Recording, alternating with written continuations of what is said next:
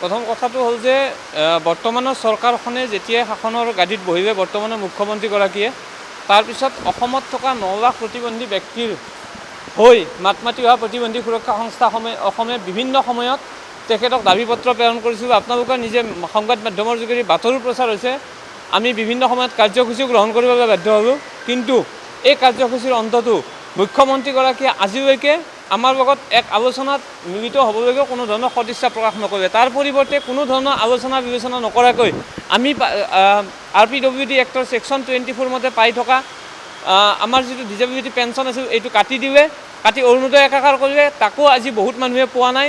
প্ৰায় 9 লাখ মানুহৰ মাত্ৰ 30-40 হাজাৰ মানুহে পায়।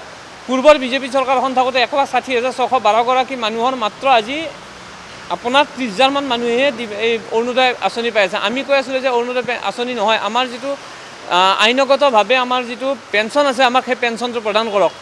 আৰু আমাৰ যি বেকলগ পদ আছে, আমাৰ বেকলগ পদ 4,419টা 2017 চনৰ 31 মাৰ্চলৈকে যিটো পদ আছিলে সেইসমূহ দিয়া, প্ৰত্যেকগৰাকী দিব্যাংগক ঘূৰা ফুৰা কৰাৰ ক্ষেত্ৰত ফ্ৰী পাছ দিয়া, এই ধৰণৰ আমাৰ দাবীসমূহৰ ক্ষেত্ৰত মুখ্যমন্ত্ৰীগৰাকীয়ে যি ধৰণে সঁহাৰি দিব লাগিছিল কোনো ধৰণৰ আলোচনাই আজিলৈকে অনুষ্ঠিত নকৰিলে। পৰৱৰ্তী পৰ্যায়ত আমি বিৰোধী দলৰ ওচৰ চাপিছিলোঁ দিল্লীত কেন্দ্ৰীয়ভাৱে।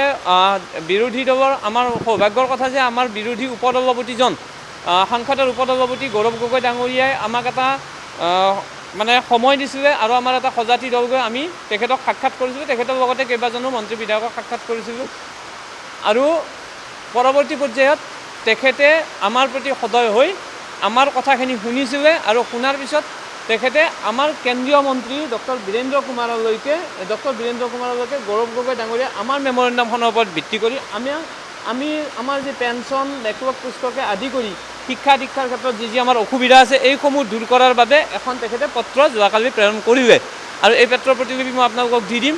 গতিকে আমি এটা কথাতে ধন্যবাদ জনাব বিচাৰিছোঁ গৌৰৱ গগৈ ডাঙৰীয়াক, কমচে কম আমাৰ কথাটো শুনিলে আজিৰ দিনটোত, যি সময়ত মুখ্যমন্ত্ৰীগৰাকীয়ে ৰাজ্যখনত থাকিয়ে ইমান আন্দোলনৰ পিছতো শুনিব চেষ্টা নকৰিলে।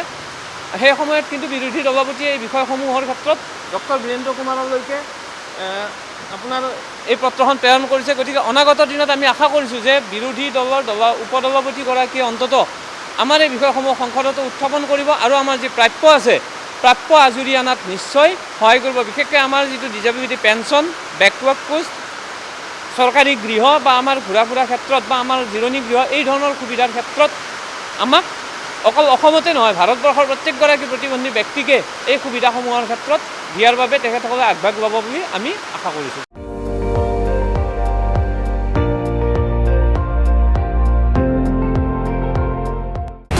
আপুনি চাই আছে ND24, সৰ্বশ্ৰেষ্ঠ নহয় সৰ্বোত্তমৰ দৌৰ।